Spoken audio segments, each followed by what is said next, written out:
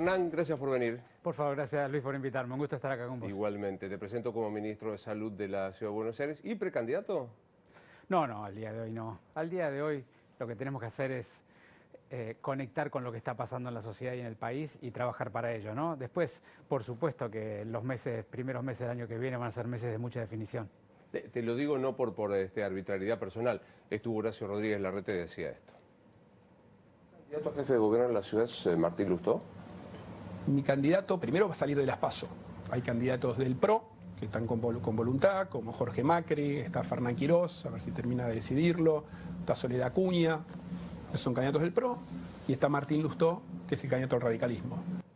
Está Fernán Quirós, que está... Bueno, yo primero de todo, como siempre digo, valoro mucho la aceptación que ha tenido la sociedad de lo que hicimos con Horacio en términos de la pandemia, en términos del cuidado social, en términos de honestidad y franqueza en la comunicación y respeto por el otro, el entendimiento de la empatía como un instrumento de gobierno, eso lo valoro mucho.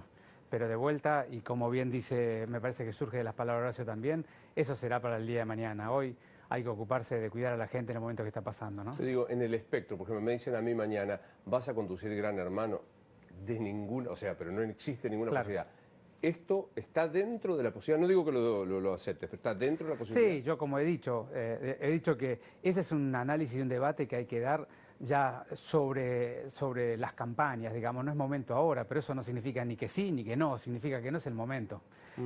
No puede ser en la Argentina que estemos de los 4 años entre gobierno y gobierno, 2 y medio discutiendo esto. Yo creo que es un debate para la última parte. Ahora hay que concentrarse en gobernar, en seguir cuidando a la gente, seguir fortaleciendo el sistema de salud, cuidando los problemas que acarrea el contexto argentino, como es los debates paritarios, la sanción de la gente que no le alcanza. Bueno, son todas cosas que como ministros tenemos que atender y por supuesto después de la pandemia y después de los grandes casos o tiempo que ha estado los hospitales atendiendo focalizado en la pandemia, es recuperar y recomponer el cuidado sanitario y de otras patologías que todavía tenemos que seguir trabajando para ello. Quiero hablar mucho de esto y también de situaciones como de las que no escucho a nivel nacional. Viruela del mono, gripe A, hoy leo tapa de uno de los periódicos, no me acuerdo cuál, la cantidad de estos, pero digo, hay construcciones, no recuerdo, ¿te imaginaste una construcción tuya técnica, porque vos venés del aspecto bien técnico, que genere esta expectativa política general? No te entendí la pregunta. Digamos, ¿te imaginaste que siendo ministro de Salud podías aspirar a ser...? No, la verdad que no, y no vine con ese objetivo al espacio público, ¿no? Digamos, yo siempre digo, me gusta mucho esa canción de Serrat, ¿no? Caminante no hay camino. Yo siempre digo que en la vida vas construyendo tu andar y vas aprendiendo en tu andar en función de lo que vos sentís que te da sentido tu vida, pero sobre todo las circunstancias y los contextos que te van acompañando. De la combinación de tu sentido de vida y de los contextos y circunstancias que te tocan, vas construyendo un camino que para mí no tiene que estar todo predefinido. Digamos, tenés que tener la capacidad de adaptarte a lo que te va acompañando y invitando la vida, ¿no? Entonces no me lo hubiera imaginado. Entiendo que dado la aceptabilidad que tiene el gobierno de Horacio y la participación del gobierno y la mía en particular y del sistema de salud en la pandemia, la gente me valore y verdaderamente eso no habla tan bien de mí, habla a mi juicio de que la sociedad está buscando otra forma de liderazgo, otra forma de gobierno y eso a mí sí me entusiasma en el sentido una sociedad que está despierta a otro modelo de gobierno, un gobierno menos paternalista, un gobierno más sentado y basado en el respeto al otro, en la dimensión humana de las personas en las ciudades y en los países, en la necesidad de construir algunos denominadores comunes que nos saquen de esta contraposición permanente, que nos permitan tener un sentido de nación, porque en el fondo, Luis, ¿qué es una nación si no es un acuerdo de algunos núcleos centrales de códigos, de valores, de principios y de norte más o menos acordado? Entonces, todo eso a mí me da expectativa, no por mi persona o mi trayectoria, sino porque entonces uno empieza a ver un camino de ciudad y de nación para adelante, ¿no? ¿A qué fue lo más difícil que te tocó acostumbrarte en el ejercicio de la política? Digamos, lo primero que aprendés cuando vas al espacio público, a mí me gusta hablar más de espacio público que de política, porque después, si querés discutir un poco para mí qué es la política, que es algo diferente a lo que habitualmente se discute, ¿no? Pero digamos, el mayor desafío cuando vos al espacio público es entender que cuando vos vas al espacio público, la verdad y la razón es una construcción colectiva. No es lo que vos opinás que debe ser. Es porque vos estás al servicio de una comunidad, no de la comunidad que piensa como vos.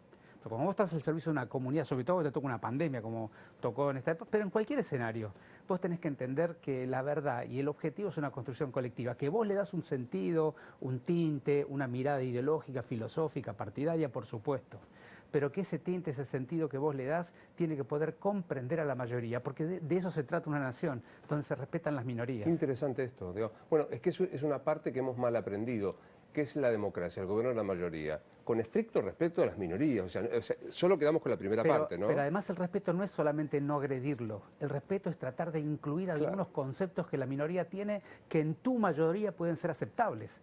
Porque de eso se trata cuando yo hablo de denominadores comunes, ¿qué es? ¿Que nos vamos a poner de acuerdo en todo? No. Somos 3 millones de habitantes en la ciudad, hay 3 millones de miradas porque la niñez, la construcción cultural, ideológica de tu familia, de tu colegio, de tus amigos, te dan un perfil de interpretación de los hechos de la realidad cotidiana. Pero esa diversidad tiene que encontrar espacios donde a mí me interesa entenderte, porque cuando te entiendo y te comprendo, puedo incluir algo de lo que vos pensás que para mí sea aceptable. Entonces, el otro como un sujeto que te completa, que te agrega valor, que te agrega perspectiva, amplitud de mirada y sobre todo, que para mí es lo más importante que Horacio tanto defiende, es si puedes comprender al otro e incluirlo en el proyecto, entonces eso te da sustentabilidad en largo plazo, que es lo que la Argentina no tiene, ¿no? Y decías, si querés te digo que pienso ¿qué es la política? Porque, digamos, hay mucha discusión entre política partidaria, en el fondo, desde mi mirada, lo que yo aprendí, imagínate, yo vine al espacio público de grande, ¿no? Así que tengo una larga trayectoria. ¿Cuántos años tenés? Ahora 60. ¿Sos más viejo que yo? Un poquito. No, pues no sé cuánto. Yo tengo 5'8", pero digo, sos el primer entrevistado que pues, son todos menores, es impresionante. Bueno, eso nos va pasando. Claro, pero ¿sabés qué? Sí. Nosotros nunca cumplen. Acabo de cumplir 60. Bueno, sí. felicidades. Y vos fíjate, yo vine de grande después de una larga trayectoria en una organización sin fin de lucro, del Hospital Italiano de Buenos Aires, claro, ¿no? Claro. Digamos, pero, digamos, ¿qué es lo que yo entiendo que es cuando vos venís al espacio público? El punto es tener la sensibilidad y la empatía para poder comprender qué cosas atraviesan a la sociedad en su conjunto y poder poner esas cosas que atraviesan a la sociedad en su conjunto bajo tu perspectiva de sociedad, encontrarle puntos de unión, de encuentro, esa dicotomía típica de la Argentina que es blanco-negro, bueno, justamente encontrarle las tonalidades que incluyen al blanco un poco, que incluyen al negro un poco. Yo creo que esa es la tarea de un político, es sensibilizar, comprender que atraviesa la sociedad, en términos de lo que la sociedad piensa, lo que la sociedad siente, que es tan importante como lo que piensa, y lo que la sociedad prioriza, que es tan importante como las otras dos. Cuando vos entendés esas 3 dimensiones de la sociedad, entonces mirás a la sociedad y les proponés un denominador, pero que sea lo más inclusivo que seas capaz vos de comprender. Para mí eso es la política, y de hecho en la pandemia fue lo que hicimos, permanentemente proponiendo políticas públicas que naturalmente entendían la cuestión técnica, si vos querés, científica de lo que se debía hacer, pero que entendía lo que atravesaba en términos de psicología social las personas. Hemos tenido este diálogo con vos en algunos programas. Entender lo que atraviesa la sociedad, entender lo que sería mejor para la sociedad y combinar lo que atraviesa con lo que sería mejor, lo que siente y con lo que piensa, y proponer un camino. Y después la mayoría te va a acompañar y alguna minoría no, pero respetarla. Esa es un poco para mí la política. Y para eso necesitas mucha sensibilidad, necesitas sobre todo empatizar y sobre todo entender que el futuro de las sociedades no están en el político o en el funcionario, el futuro de las sociedades están en la sociedad. Vos lo que haces es tratar de comprenderlo y proponer qué puntos puede unir, coser esas diferencias. Claro. Bueno, dijiste, tenés 60 años, ¿cuánto hace que sos médico? Y yo me recibí a los 24, si bien me acuerdo, así que tengo unos cuantos 36 años. ¿Y ahí cómo arranca tu carrera sanitaria? ¿Qué haces? Yo me recibo en la Universidad de Buenos Aires y de ahí entro como residente de Medicina Interna, que sería Clínica Médica Internacional en el Italiano, y a partir de ahí hice mi carrera, me formé en el hospital como médico asistencial, hice clínica médica, terapia intensiva, después hice gestión sanitaria, después hice informática en salud, desarrollamos todo un proyecto informático, una escuela de informática en salud en el país y en la región, y después de eso hice investigación clínica, dirigí una maestría de investigación clínica, y después de eso me formé en la Universidad Abierta de Cataluña en Gobierno y Dirección de Sistemas de Salud, una maestría que hice en la Universidad de Cataluña, y después empecé a colaborar inicialmente con Mauricio cuando estaba en la ciudad, en algunos aspectos que necesitaba colaboración externa, y colaboré con varios gobiernos provinciales, con algunos gobiernos de la región, en algunos proyectos sobre todo de informática en salud. y después terminé acercándome en el gobierno de Horacio cuando Horacio me propuso. ¿Familia médicos? Sí, claro, bueno, mi padre era médico, yo soy noveno hijo de 10 hermanos, así que mis hermanos son... Tele no veían en casa. No, Claro. mis hermanos mayores, la mayoría, así que mi padre ya falleció hace tiempo, mi madre también falleció, mi madre enfermera, mi padre médico cardiólogo y tengo un par de hermanos médicos también. Estoy pensando, digo, pues no hiciste medicina interna o clínica, que el lugar común de los médicos es que los verdaderamente inteligentes hacen clínica. No voy a decir las... Esos son algunos chistes que hacemos entre especialistas, pero no lo vamos a hacer en público. No, porque aparte se me enojan. Yo una vez lo dije y se me enojan algunos. ¿Cómo enfrentaste el fantasma de la muerte de un paciente? Bueno, eso es un proceso que vas aprendiendo a lo largo de la vida, ¿no? Y yo siempre digo una cosa que me parece importante decir en público, sobre todo para los profesionales de la salud, pero en general para los profesionales, es lo primero que necesita un buen profesional es sentar su profesión sobre una buena persona. Entonces la primera etapa de formación tiene más que ver con la construcción de tu personalidad, de descubrir quién sos, por qué estás ahí, cómo te querés comportar, cuáles son tus valores, tus códigos. Eso mi maestro, que se llamaba Mario Cámara, que también falleció, me enseñó desde muy chico a ser persona, ¿no? Yo me construí como persona en los primeros años de la profesión. Y ahí, una vez que te construís como persona, sobre la persona apoyás el profesional. Cuando vos tenés una persona bien construida, la empatía, el acompañamiento en los momentos difíciles, el acompañar a bien morir, es un proceso un poco más llevadero, porque entendés que en la dimensión médica, el primer componente de cualquier dimensión médica está en la dimensión humana. Y después vienen las capacidades técnicas científicas que te acompañan. Al revés no es. No es al revés. Es muy difícil apoyar a un muy buen profesional en una persona que no tiene humanismo, que no tiene empatía, que no sabe quién es ni qué busca o que busca cosas diferentes a lo que es el servir al otro. Es muy difícil. No es imposible, como nada es imposible en la vida, pero es mucho más probable que te encuentres un gran profesional en una persona que tiene valor como persona primero. Tanto en la primera etapa de coordinación del gobierno nacional con el de la ciudad, estoy hablando de COVID, como cuando se produce la ruptura política, nunca te escuché hablar mal de Ginés González García. Bueno, fíjate, yo tengo este pensamiento, y es, la sociedad se merece un destino mejor que el que tenemos, ¿no es cierto? Vos compartirás conmigo Total. eso. Todos sentimos que nos lo merecemos. Ahora, en algún momento hay que dar un paso hacia adelante, en el sentido de que necesitamos empezar a encontrarnos entre nosotros por nuestras coincidencias. Porque todos tenemos disidencias. Y permanentemente nos vinculamos por las... Vos fíjate, cuando hablas con una persona, habitualmente uno escucha programas de televisión y sale un nombre de alguien y la persona empieza a observar lo que no anda bien de ese alguien. Entonces, vinculándote de las diferencias, de las disidencias, es muy difícil construir denominadores comunes.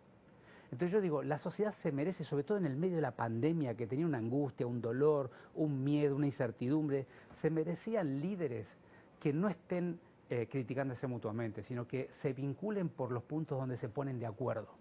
Y yo hice un enorme esfuerzo, no solamente con Ginés, hice con todo el gobierno nacional, con el gobierno de la provincia. Vos recordás largos periodos, vos me has preguntado sobre críticas que me hacían de muchos lugares, sí, claro, de diferentes gobiernos, y nunca me viste contestar una.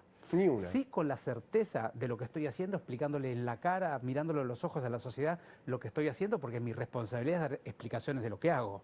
Pero nunca contestar a nivel humano, personal, porque la sociedad no se merece líderes de esa característica. Y justo ahí, no personalmente, funcionalmente, ¿fue un buen ministro, Ginés?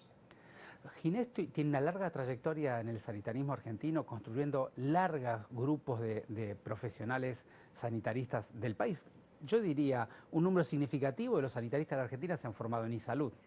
Ese es uno de los valores más importantes de la trayectoria, más allá de lo que él hizo cuando fue ministro de Salud de la Nación y de provincia. Ahora, naturalmente, ya lo he dicho en público, ha cometido errores significativos y, sobre todo, el más importante, toda la discusión sobre el vacunatorio, yo lo he hecho público eso. Ahora, no me gusta estar volviendo permanentemente sobre los errores, básicamente porque eso no construye una sociedad que encuentre un denominador común. Eso no significa que yo no piense eso. Claro. Entonces, porque si no, después, viste, se ve de un lado Sí, y del sí, otro. te dicen, lo está bancando Ginés. Eso, no, yo ya di mi opinión en público. De hecho, la mejor manera de saber lo que piensa una persona, ¿sabes cuál es? Es ver su trayectoria y qué es lo que hizo.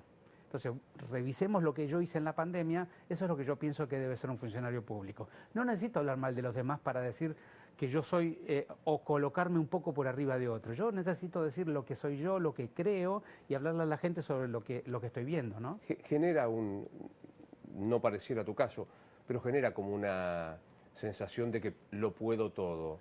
Te vacuno, vacunatorio VIP, testeo, porque algunos no se cuentan, testeo VIP, genera como una sensación difícil de manejar, ¿no? Por eso yo he sido tremendamente prudente y cuidadoso al respecto, ¿no? He tenido la suerte de estar en un gobierno donde nadie me ha pedido demasiados favores de ese tipo, pero la verdad es que he sido, bueno, ya lo ves en la trayectoria de la ciudad ha tenido un mecanismo de vacunación y de testeo bien abierto, bien transparente, que lo podemos mostrar en todos lados, ¿no? Y de vuelta, en vez de estar criticando a tu prójimo, el camino más enriquecedor es dedicarte a decir lo que vos sos capaz de hacer y sobre todo ponerle coherencia y armonía entre lo que vos decís y lo que vos hacés, ¿no? ¿El COVID fue? ¿Qué digo? El COVID, la COVID, el COVID, ¿cómo pronunció? Bueno, en general todo el mundo dice el COVID, pero Sí, no me animaría a hacer correcciones castellanas. ahí está. ¿Fue? No fue. A ver, pongamos un seteo donde estamos, ¿no? Nosotros tuvimos una larga trayectoria de casi 2 años de lo que yo llamo la pandemia de las 3 olas. Una pandemia donde apareció una ola de casos, 7 días después aparecía la ola de los internados en terapia, 7 días después aparecía la ola de los fallecidos, ¿no? Esa pandemia de 3 olas terminó, yo lo vengo comunicando hace tiempo, allá por septiembre, octubre, noviembre del 2021, que fue cuando alcanzamos grados de vacunación muy importantes en la ciudad y en la Argentina, ¿no? Luego entramos en la segunda etapa de la pandemia, que es donde a mi juicio todavía estamos, que es lo que se llamaría la pandemia de una ola. Aparecen altas olas de casos, pero que son leves, no impactan demasiado y desaparecen. Y no aparece significativas internaciones ni fallecidos.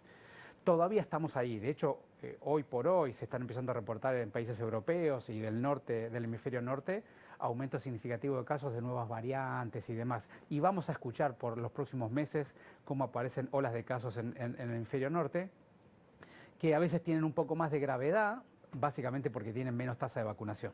Entonces estamos en ese periodo. ¿Qué es lo que creo que puede pasar? Y esperemos que para febrero o marzo tengamos una nueva generación de vacunas un poco más eficaces que las que veníamos trayendo.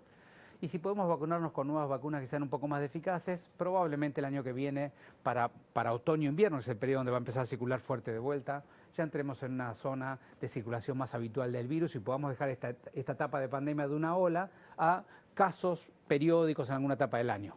Si no apareciera una vacuna más eficaz o aparecieran variantes muy diferentes, este escenario podría cambiar, pero creo que lo más probable es lo primero que yo conté. Es una pena que me olvidé de traer el recorte de Enrique Piñeiro, que entre otras cosas, aparte de ser aviador y chef, que es médico, y dijo ahí sentado la semana pasada, las vacunas no sirvieron.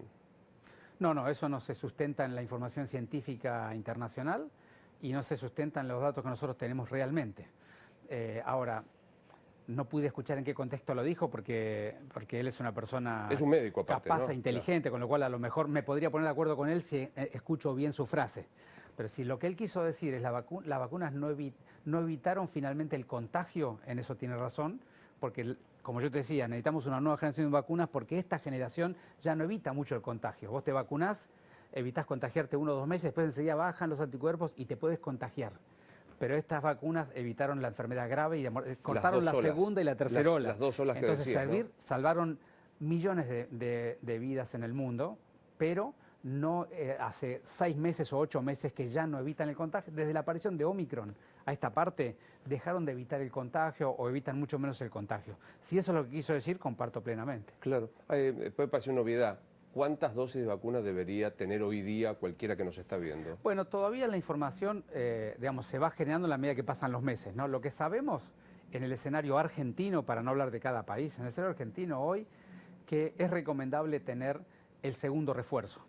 Sobre todo los mayores de 18 años, ni que hablar los mayores de 60 o los que tienen alguna enfermedad o condición de riesgo, ¿no? Segundo refuerzo. Segundo refuerzo, vamos a ¿Qué, aclarar que un poco dosis? esto. No, claro. Por eso, pero déjame aclararlo así porque, Claro. porque es diferente según las personas. El segundo refuerzo, ¿qué es? Después del esquema inicial, un primer refuerzo y un segundo refuerzo. El esquema inicial para la mayoría de las personas son 2 dosis. Entonces, el segundo refuerzo suele ser la cuarta dosis para la mayoría. Para un pequeño grupo de personas, que son los que hicieron las primeras 2 dosis de Sinopharm y tenían más de 50 años, o tienen enfermedades de inmunocompromiso, ya sabe todo el mundo cuáles son. Total. Para ese grupo, el esquema inicial son 3 dosis, no 2, Claro. por lo cual el primer refuerzo es la cuarta y el segundo refuerzo es la quinta. Entonces, el segundo refuerzo es la mayoría de las personas deberían tener 4 dosis, algún grupo de más riesgo debería tener la quinta dosis y con eso deberíamos llegar a enero, febrero o marzo del año que viene a la espera de las nuevas generación de vacunas. Ese es el Eso es esquema. interesante, lo voy a repetir para que me quede claro. 4 dosis, salvo Sinopharm, 4 dosis por lo menos hasta enero. Así es. Si tenía Sinopharm son 5. Así Y las es. personas de más de 60 con compromisos también esta quinta dosis. Aquellas, es pequeño ajuste, personas con doble de Sinopharm con más de 50 años, Correcto. porque se sabe que con la edad el efecto de la vacuna es menor y la de Sinopharm tiene un efecto menor. Entonces la combinación de edad y Sinopharm te protegen un poquito menos, ¿no? Hoy en la ciudad, ¿qué se está dando? ¿Pfizer y Moderna? En este momento estamos dando Pfizer, Moderna, todavía tenemos algunas vacunas de Sputnik. En general tenemos la mayoría de las vacunas. Me imagino que debe rechazarse. El Sputnik nunca se homologó. No se homologó. Pero eso fue un tema que no fue un debate biológico o científico, fue un debate más geopolítico, ¿no? Totalmente. Porque nosotros hemos publicado trabajos demostrando que la inmunogenicidad de la vacuna Sputnik era tan buena como la mayoría de las vacunas. ¿No traer Pfizer fue una obcecación política? Bueno, yo no conozco los detalles de cómo fue esa discusión, pero sin ninguna duda, si había alguna previsión de que se pudieran traer allá por septiembre, octubre del 2020, se deberían haber traído. Estoy sorprendido que no hay nada de campaña, de difusión de viruela del mono. ¿Me decís dónde estamos parados con ¿Cómo esto? no? Y después volvemos un segundito de la campaña de niños, porque estamos en una campaña, no me Vamos, quisiera olvidar. Perfecto. No nos vayamos. Entonces, veamos lo de viruela del mono. Digamos, esa es una enfermedad, como vos sabés, que necesita un contacto estrecho. Es una enfermedad que es endémica en el centro oeste africano. Es una viruela que es un virus que circula tiene como repositorio el mono y algunos roedores, y que ha pasado al ser humano en este último año, que se ve sobre todo, o se contagia sobre todo, por un contacto muy estrecho, que la variante del virus que está circulando por los humanos es la variante más benéfica, así que da enfermedad clínica más leve, pero de todas maneras que a veces te da un sarpullido bastante doloroso y molesto, ¿no?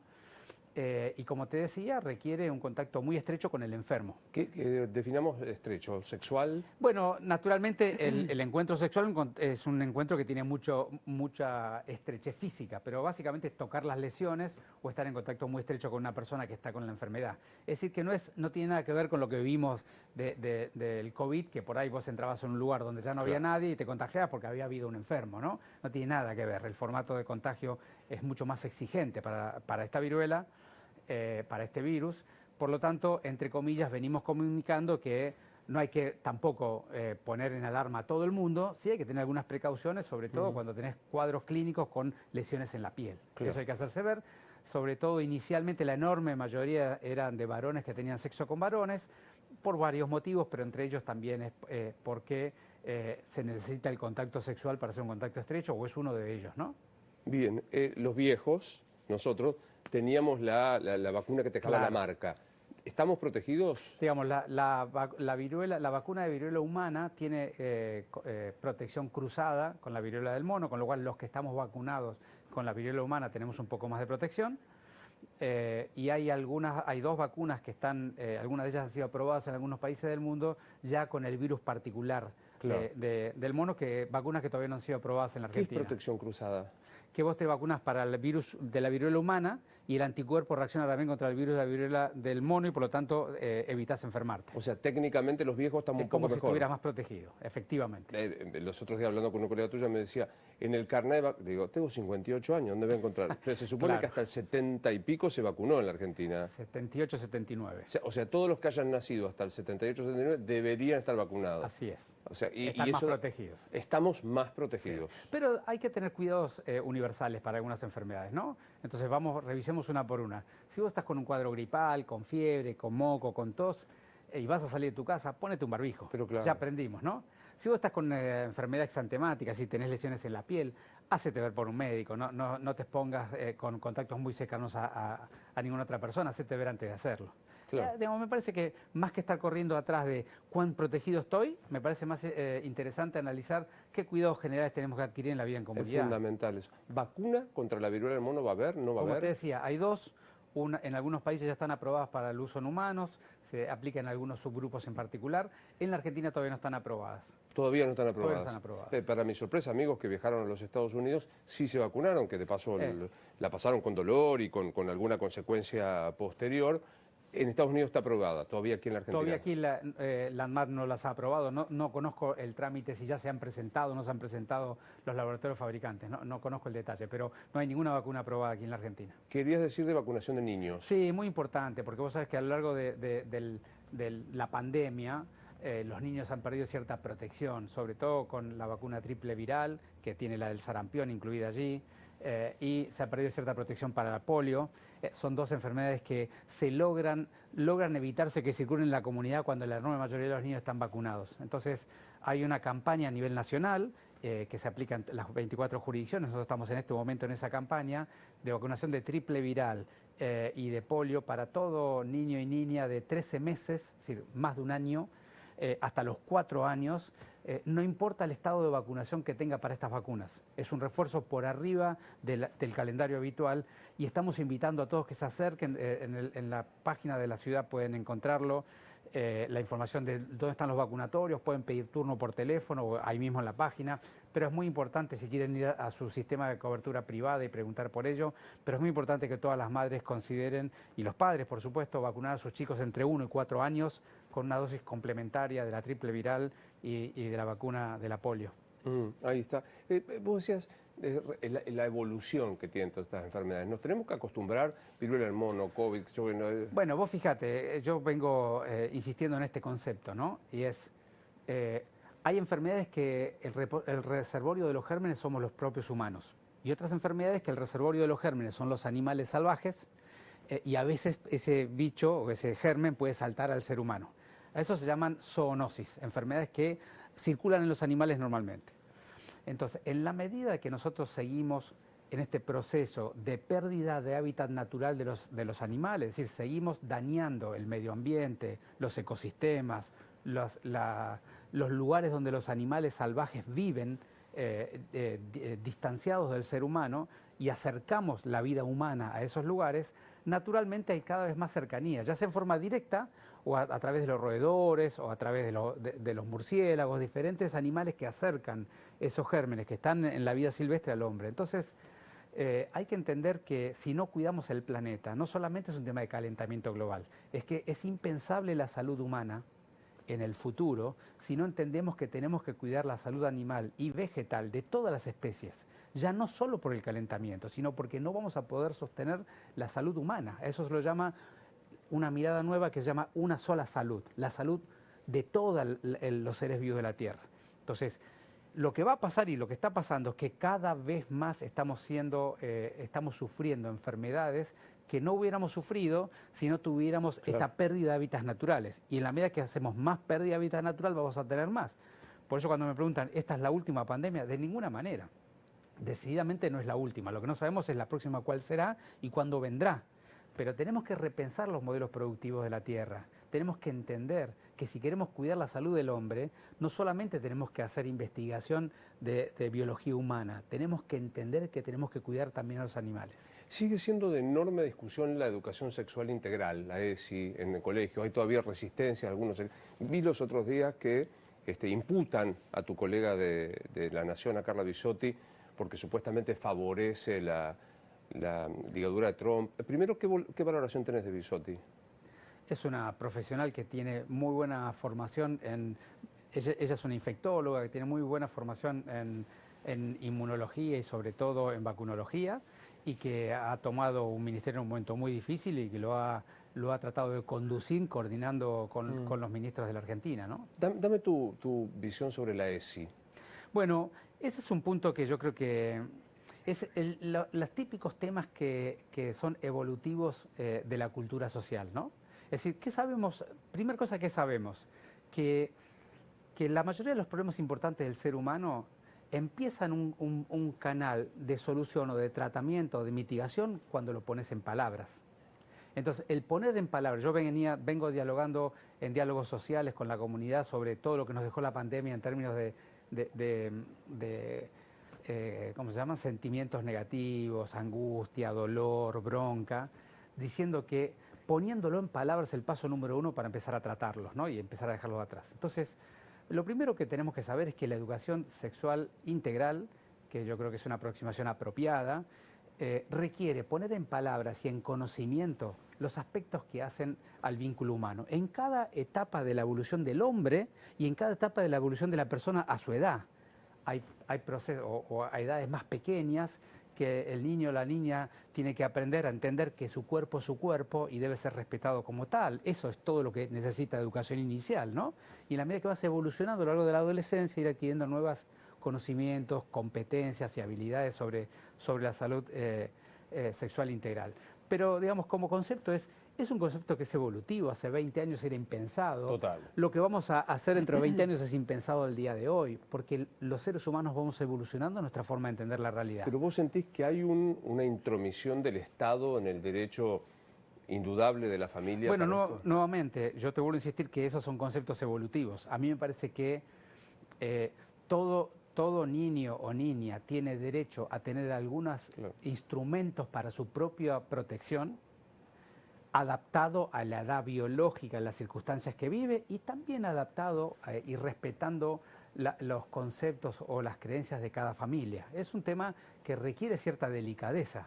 Total. También te supone, a veces damos este debate asumiendo que hay una familia presente, que hay un papá y una mamá, y muchas veces no. A veces no está presente, a veces no tiene los instrumentos el papá y la mamá para poder ponerse en ese diálogo, aunque lo aceptarían, no sabe cómo empezarlo, no encuentra la forma de empezarlo. A veces los niños no le dan esa oportunidad a los padres y le dan sí esa oportunidad a los amigos o a la escuela. Y a veces hay familias que hay cosas que quisiera tratar de manera diferente y hay que ver escuela por escuela, momento por momento, edad por edad, cómo se respeta también esa diversidad. Son temas extremadamente delicados. Yo, en este tipo de temas que atraviesan a la sociedad de manera tan dolorosa, tan traumática, siempre digo que nadie debe sentir que tiene la verdad. Y poniendo en palabras, dialogando, vamos a ir encontrando los puntos. ¿Cómo empezamos el diálogo, no? Hay que ser respetuoso del otro. Yo tengo mi convicción de cómo es y en esa convicción dialogo en mi familia.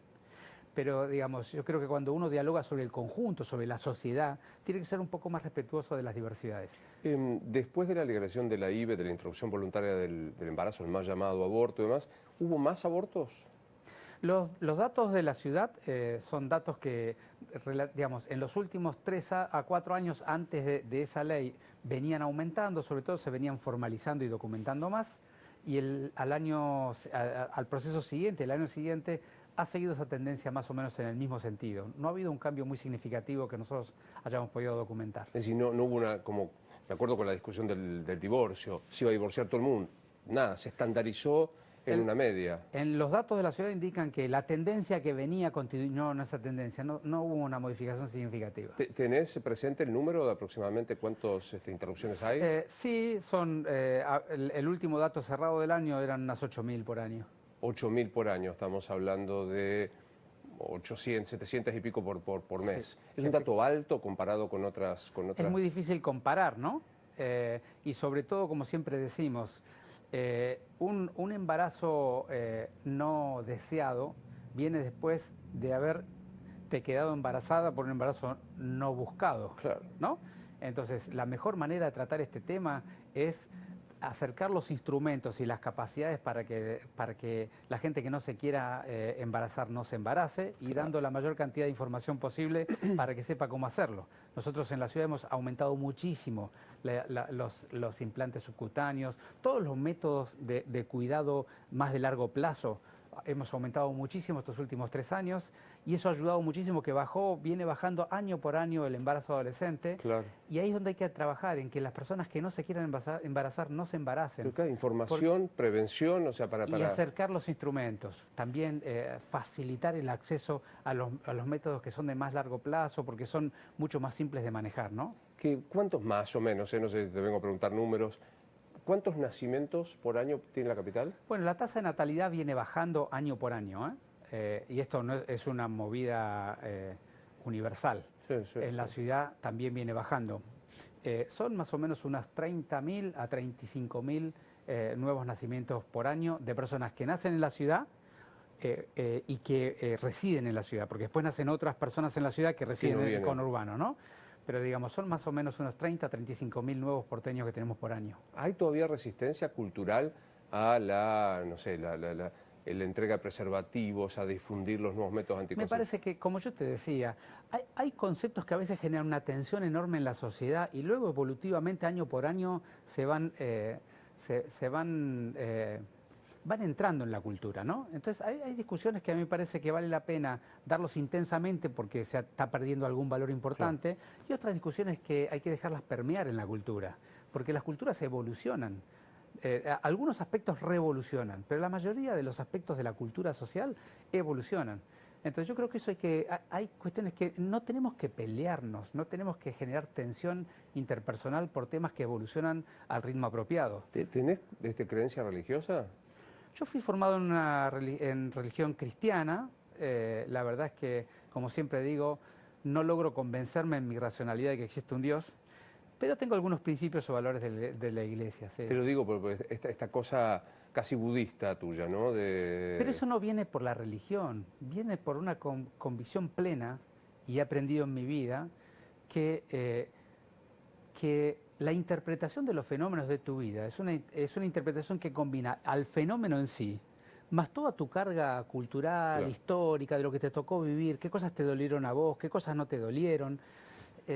Y entonces cuando vos entendés que la realidad es una combinación de lo que ocurre más cómo lo interpretás, empezás a respetar la interpretación de los demás. Y sobre todo algo que también aprendí haciendo gestión, que la mirada colectiva siempre es superior a cualquier mirada individual. Y que las personas que te contraponen o te critican siempre te agregan un valor en tu interpretación. ¿Hacés psicoanálisis? ¿Tenés terapia? No.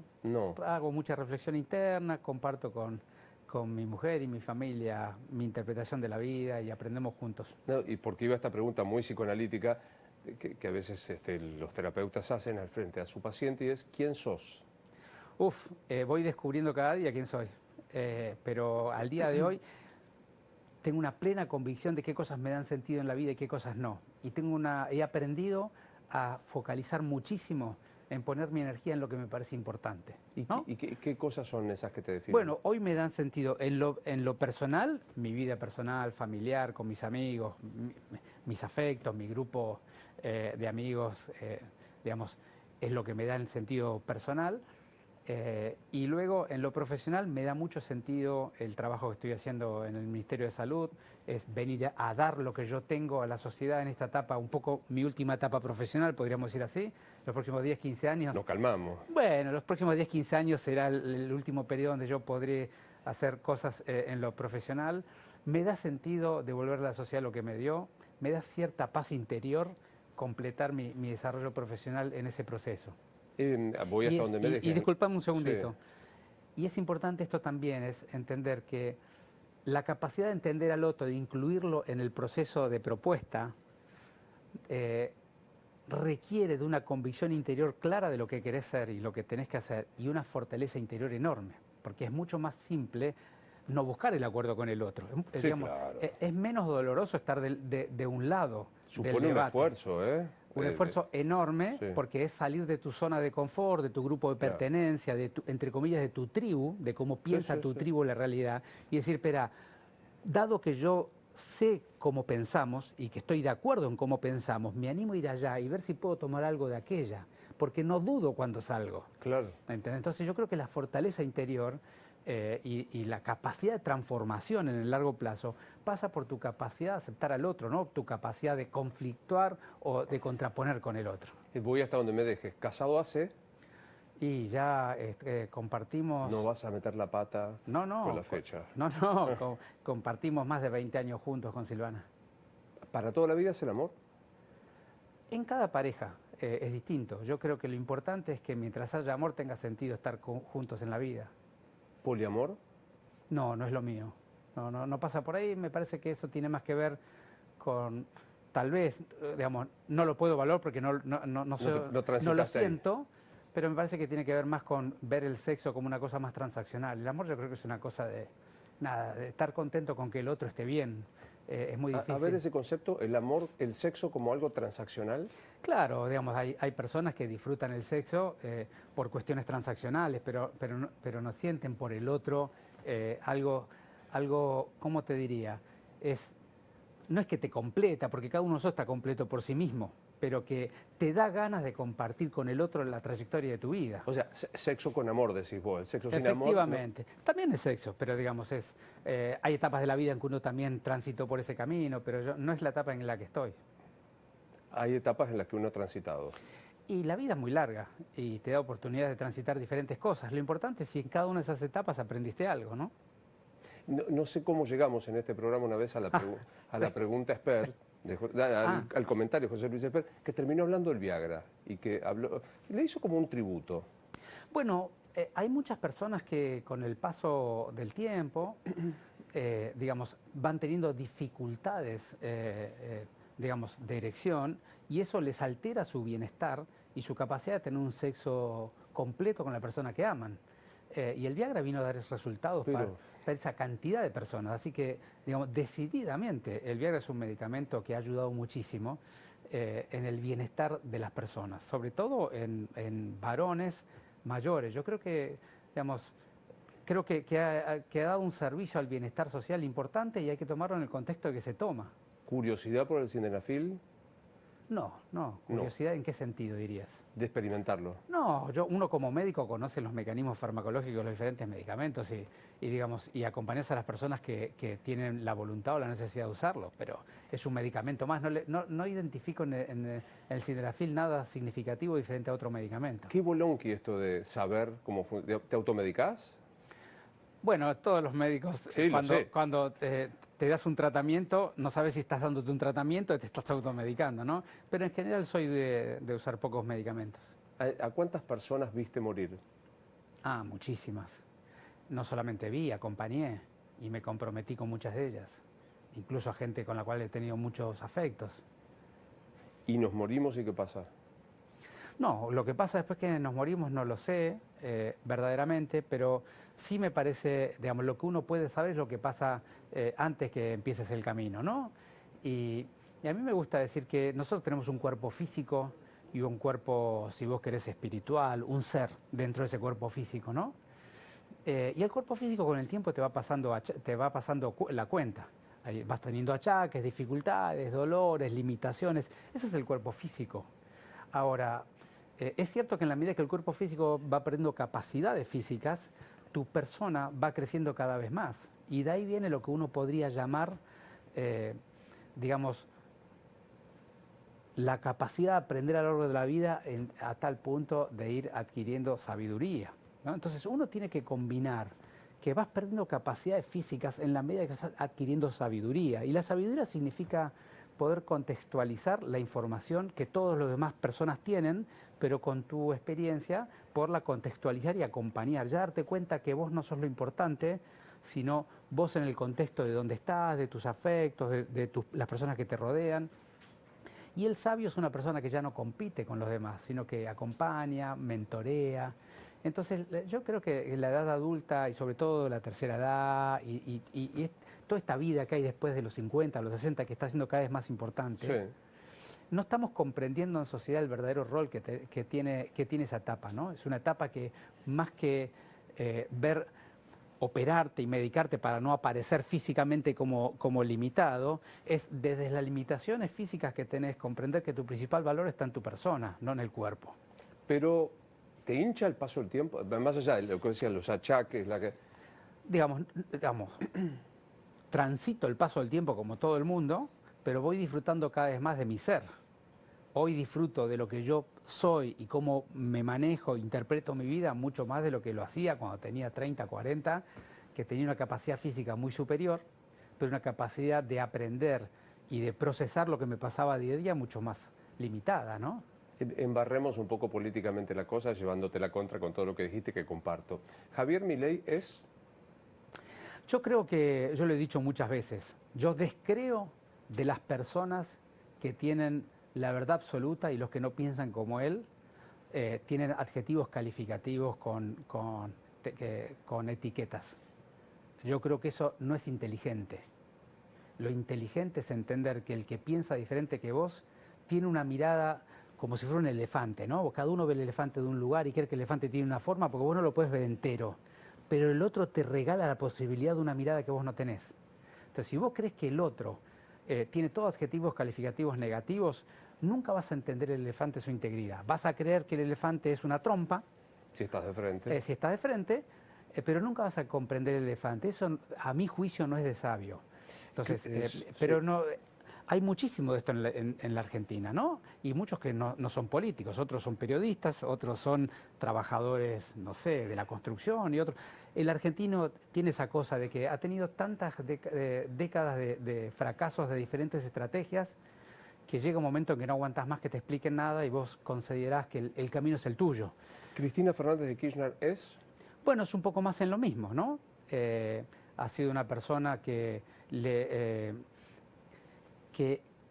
ha puesto una visión muy dogmática, categórica, unipersonal, si querés en términos, no sé si de la persona, pero única, de la política argentina, que no ha dado espacio para los debates más abiertos y ha sido muy crítica con todo aquello que no esté de acuerdo con ella. Ve una parte del elefante. Y a veces incluso usando métodos un poco más traumáticos para con su propio espacio y contra los espacios de enfrente. Yo creo que esas cosas no construyen, no permiten la construcción de una nación. Hacen más difícil la construcción de una nación. ¿Alberto Fernández es? Bueno, Alberto, un poco lo he dicho a lo largo de toda la pandemia, ¿no? Alberto ha sido un presidente que ha tenido en un momento una aceptación enorme de la sociedad porque ha sido más abierto, ha sido más integrador, esto que yo te estoy planteando que es la forma de construir una nación. Y en algún momento empezamos a perderle el valor por su palabra, porque decía cosas que no emergían de su trayectoria, decía cosas que no emergían de lo que estaba haciendo y decía cosas que no eran, efectivamente no representaban lo que él estaba diciendo o estaba haciendo. Y cuando apareció esa foto de Olivos, que fue tan dolorosa para todos, que creó tanta dificultad entre todos nosotros, porque nos quitó credibilidad a todas las personas que estábamos en el espacio público, hizo poco esfuerzo después para recuperar esa palabra. Más bien siguió esa trayectoria de palabras que a veces tenían un sentido, a veces otra, y no representaban verdaderamente lo que estaba ocurriendo. Y ese es un gran problema para un presidente, porque la palabra del presidente es la palabra de la nación. No es la palabra de él, es de la nación, ¿no? Te doy $1 millón bien habidos. ¿A quién se lo das y por qué? No me parece que lo trascendente de las personas pase por el dinero. Por supuesto que te lo puedo contestar en forma más lineal si querés después que te haga alguna definición, pero me parece que lo más trascendente y el valor de las personas está en lo que las personas están dispuestas a hacer. Cuando vos estás dispuesto a hacer y a hacer, las dificultades socioeconómicas se van resolviendo una por una. No todas, no para todo el mundo, no de la misma manera, pero yo creo que el gran problema de la Argentina es que no encontramos una trayectoria donde podamos todos hacer y empezar un desarrollo de la nación que pueda comprender que se necesita crear valor para poder mejorar las condiciones de todos y que esa creación de valor tiene que venir de la mano del cuidado de los más necesitados. ¿Cuántos hijos tenés? 3. ¿Y edades? 26, 18 y 14. ¿Todos acá o alguno quiso irse? No, uno ahora está hace un par de meses afuera. Un par de meses. Te dice me quedo, no quiero volver. Lo voy a acompañar, es su camino. De vuelta, nosotros a los hijos le damos todo lo que tenemos, los ayudamos a encontrarse lo que ellos quieren ser, de la manera que quieren ser, y luego les abrimos las alas para que vuelen. El hecho de que esté distante de mí no significa que yo me distancie como padre o él se distancie como hijo. Está claro. Enero, febrero será la decisión. Seguramente en los primeros meses del año que viene se empezará a definir qué espacio tiene cada uno para seguir dando servicios y seguramente allí yo voy a encontrar el mío. ¿Ves noticias? ¿Ves la revista Noticias? ¿La ves cada tanto? Veo poco, pero porque al final hay un coso que es vidriera, que es la balancita. Viste que está más, menos en el medio. Sí. Balancita de noticias de tu candidatura. Neutro. O sea, está en el medio. Sí, fuera de foco, diría hoy. No se ve la aguja. Fuera de foco. ¿Qué te provocó que Horacio, acá sentado, contara que está en pareja? No, me parece que es un tema de la vida privada de él, que dado que es una persona pública, lo comunique, lo comente y sobre todo se proteja a él, también a su pareja, en términos de cómo quieren vivir. Me parece que la esfera de la vida privada hay que reservarlas ahí, incluso para las personas públicas. Incluso a mí me sorprendió, no digo, porque ha habido todo como una repercusión, que si Juliana le dice a Macri que no, que si Horacio, hay todavía una cosa medio machirula dando vuelta ahí, ¿no? De a ratos a mí también me pareció eso que estás diciendo y me parece que ni las personas involucradas ni la sociedad se merece ese tipo de debate. Yo creo que hay cosas que hay cosas que hay que hablarlas de manera diferente. Ha sido un gusto como siempre, un placer, ¿eh? Por favor, un gusto y gracias por invitarme. Por favor. Bodegas Los Haroldos presenta un vino que te hará viajar a través de los 5 sentidos. Los Haroldos Estate, sin dudas, más de lo que esperas. Mirá.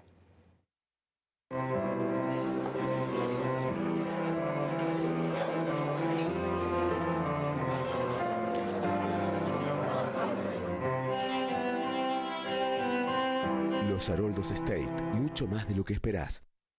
¿Sabías que el precio del oro nunca había estado tan alto? Es el momento de hacer valer tu oro. Alhajas, relojes, brillantes, monedas de oro, lingotes, donde en Joyería El Tasador. Joyería El Tasador, atendido por buena gente, expertos técnicos que tasan en el acto y pagan en efectivo. Joyería El Tasador, 0800-222-8273. 0800-222-8273. Joyería El Tasador. Toda una vida dedicados a las joyas. Pensá vender al mejor precio. Visítanos. Joyería El Tasador. Avenida Corrientes 2810, esquina Pueyrredón. Joyería El Tasador. Tu tasador, mi tasador.